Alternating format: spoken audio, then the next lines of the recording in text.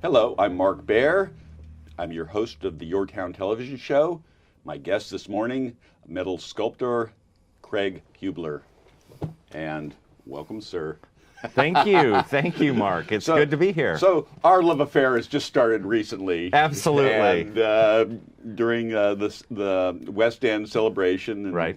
So we met there, and we've been having a pretty intense conversation during the whole week. And you we'll get to your work as a metal sculptor, but first let's talk about your work as a Sand City councilman. You're Sure. Really involved in the neighborhood. I am. Sand City is, as you know, a very small place, but it has large issues.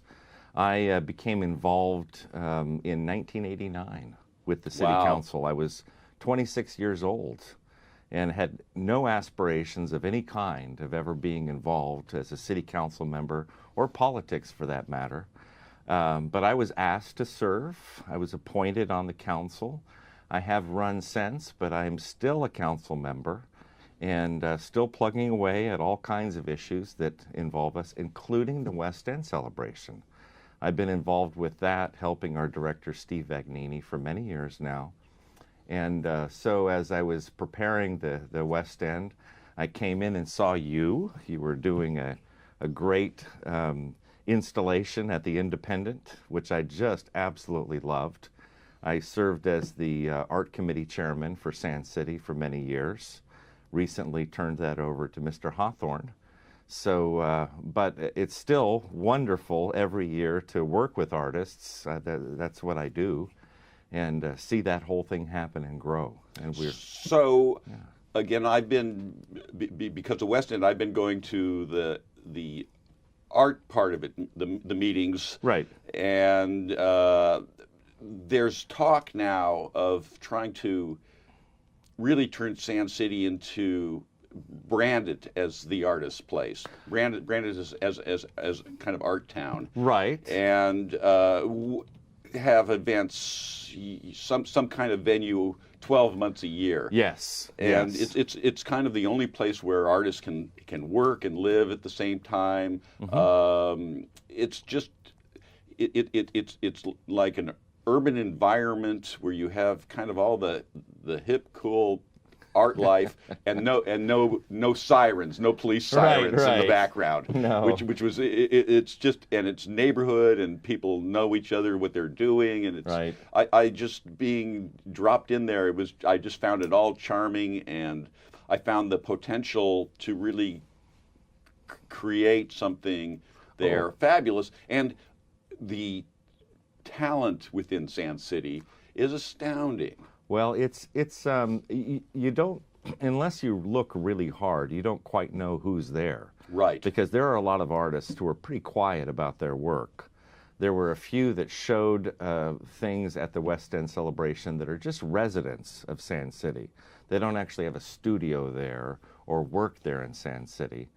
They might have a studio somewhere else. So it's hard to know who's where, and that was kind of one of my jobs as the art committee chairman, is to root out these artists and find them wherever they may be. For instance, Michael Nesmith of the Monkees, he has a studio in Sand City, but not many people know that because he's very quiet about it. He doesn't really want exposure. We were able to get him to come out of his shell last year and actually do a presentation, which we just absolutely loved. But, and I myself had a studio there in Sand City, but I moved up to Monterey Sculpture Center just recently, within the last couple of years. And I'm working now there at Monterey Sculpture Center, a bronze foundry. So, yeah, it's an exciting place to be. As I said, one of my duties was to try and create other events during the year besides the West End celebration. And you're right, that's kind of the direction we'd like to go, and that may be happening soon. The City Council has talked about opening an art center or a community center there at the Independent or somewhere near there. So we'll see how that happens. Yeah, and I think you don't need more artists moving there. You don't need the retail end of it coming down there. as much as the wholesale end. But you do need to disseminate the message from the place and make sure that the art contact, this is kind of what we talked about. We'll get to this a little bit later, but how things rub off on each other. Yeah. And what makes a great art community is that ideas are really flowing and the conversation is going on, and people are collaborating with each other in a creative way. Exactly. And that kind of dynamism. And then, having events and shows and recording out of there, so you're disseminating out into the larger community. Right. So everything doesn't have to be, in the physical form. It's almost it's almost a state of mind that you can create there. Well, you have to think about something before it can happen. Right. And you said collaboration, which is one of my favorite words. I mean, I have been trained for many years as an artist and produced a lot of work for other people. And that's the kind of thing that I enjoy. I enjoy collaborating with other artists. I enjoy helping them to get exposure. I somehow myself am terrible at promoting myself. I love to create, but I don't so much care if people, see it. I just like to make it. Well, let's first of all. Okay. My job here now is let's promote you a little bit as a metal sculptor. You've done monumental work. And you've also do smaller work. So you mix it up, which is a kind of an interesting mix. Sure. And so how did you get started in it? Well, many years ago when I was 14 years old, this is in 1976, my older brother was working for a place called Monterey Sculpture Studio down on Cannery Row. It was located just south of where the Monterey Aquarium is today. And he was taking off and leaving, and they needed someone to fill his place. And the owner of Monterey Sculpture Studio knew me. His name was Larry Fisher, and he hired me just to be the gopher boy and go there and clean up every week, and also do little jobs, whatever they had me doing, cutting out some leaves for something or other. And it was a very bohemian kind of a job, and I stayed with it for many years. I did other things, but I learned eventually the entire bronze casting process, the lost wax process of casting. So that's kind of my foundation. And then that studio, Monterey Sculpture Studio, became Monterey Sculpture Center, where it became primarily and only a bronze foundry, the casting sculpture. So fast forward to today, I'm still working with Larry Fisher. I'm there with my studio at his location, but most of my work is working with other artists and helping them to produce their art. And so I would say, just a further explanation, some years after I first started with Larry Fisher in my early 20s, I started working with one of the artists who was working at the original studio, Robert Scott Holt, and I became his apprentice for about 15 years. Wow. And he taught me really my craft, how to weld, how to design, how to do other things. These large installations, some of which you have seen, large pieces, that kind of came with Scotty. He taught me how to do signage and trophies and torch work and all kinds of things that I still use today.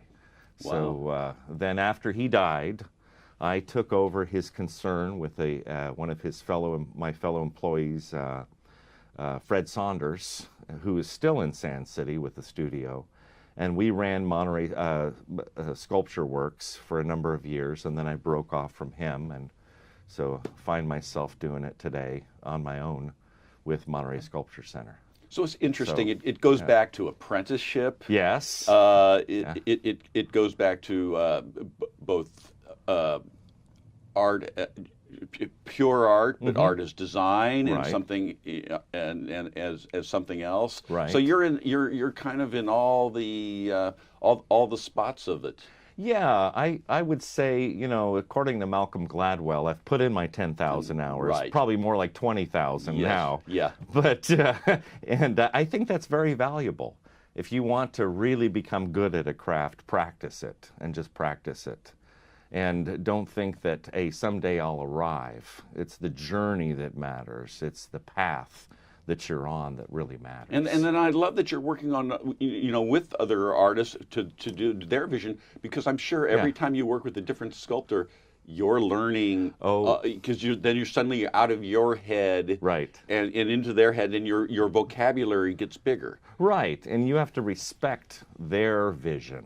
You have to almost adopt that, kind of humble yourself and get your ego out of it. Yes. And let them shine, which I love doing. I love to see other people succeed and do their work and help them bring that to fruition. And then you go back, and then you do your own work, and then you see what you've picked up. Right, exactly. Because it's you do. Sure. This is the nature of this is the nature of it, and this brings us to kind of the conversations that we were having during the weeks of how magic is, how making art is a magical process. Right. How it is like pixie dust. Yeah. And two artists get together and they'll look at something and you'll see, oh, I can do that. And then he'll say, gee, I can do that. And, and suddenly everybody's enlarged by, because that's how none of us are islands. Right. None of us are, I don't want to say that, because maybe some people just stay in their own thing and do that. But even if you have we all have a singular voice. What's unique about an artist, and what you can't steal from another artist, is their voice. Right. And if you don't have a voice, you can be marvelously talented, but you're not an artist. Right. The artist at the core is the voice, the soul, the voice, the thing. Otherwise, you're making something without the soul, and no one can steal somebody else's soul. But you can steal their technique. You can steal how they do this, their stroke, that, and that's all very legit. Yeah, and some people say, well, there's no new ideas. You're just kind of rehashing an old idea. But there's so many ideas. There's so many ideas, yes. Right. But I would say, as far as an artist and what I do, it's the techniques that are not new. Welding, pounding with a hammer, using this chemical to produce this color, those kinds of things. So I'm using techniques that other artists have developed. And what I would say as an artist, the way that I look at it is I stand on many shoulders. Yes. There's almost a genealogy. For instance, there's an artist named Malcolm Moran, it was his name. He's no longer alive, but he was the teacher of Robert Scott Holt, who was my teacher. And so it's like he's my artistic grandfather. And I stand on his shoulders, even though I didn't really work with him. I knew him, but just peripherally. But your teacher came from him. My teacher came from him, yes. And so I look at all these other sculptors, including all the ones that I work with today, that that just only enhances what I'm doing and the experience that I'm having, and I love it, People ask, well, where do your ideas come from? Where does your talent come from?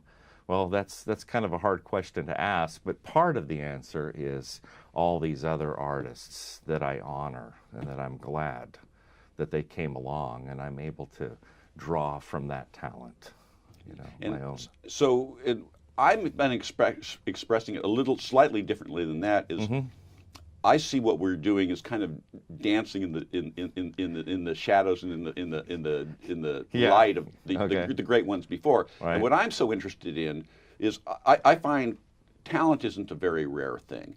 There's a lot of very talented people. Right. What separates them is the intensity of the dance. Right. Okay. Right. It's like there's no in art history great weekend painters. Yeah. These guys were plugged in and just vibrating and doing, and I doubt much thinking was going on. I think it was at a certain point it becomes all the thinking comes through the fingers or the hands or the it becomes tactile and it's not coming through the thoughts. It's coming through the hours of doing the dance and the intensity of the dance. Sure. And the intensity of the making.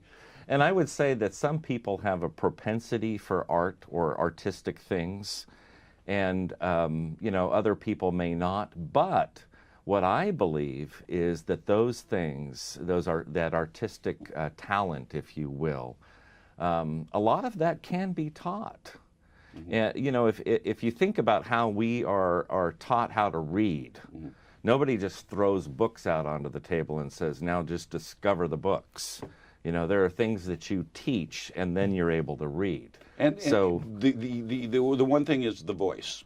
Yeah. The voice, you either have it or you don't. You can't learn the voice. Well, that, as far as the voice, the real voice, like my voice, yes, and singing, I have performed as a singer, yeah, here on the peninsula for many years in the past, and took voice lessons. And one of my teachers, Sal Ferrantelli, who also studied voice, yeah, he said to me, Craig, you know, I have studied voice my whole life, but I will never have the pipes that you have. Right. You were born with that. Right.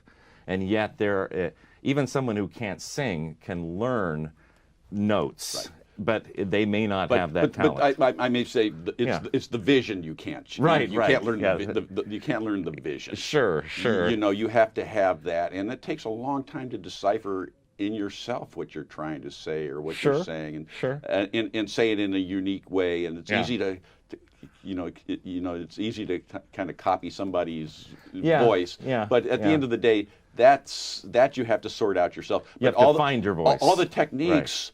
Right. Art doesn't require facility on a certain level. You do what you can do. No, you can give someone all the facility that you want, and, yeah, they may never find it. Right. They may never, you know, use that to its best ability, the tools that you have. Exactly. So I have never been worried about showing someone my techniques, yeah, or sharing those with them. That's what I wanted to get to. Because that will never diminish my talent. It will never take anything away from me. Right. Like, for instance, in the bronze casting business, there is the technique of patina.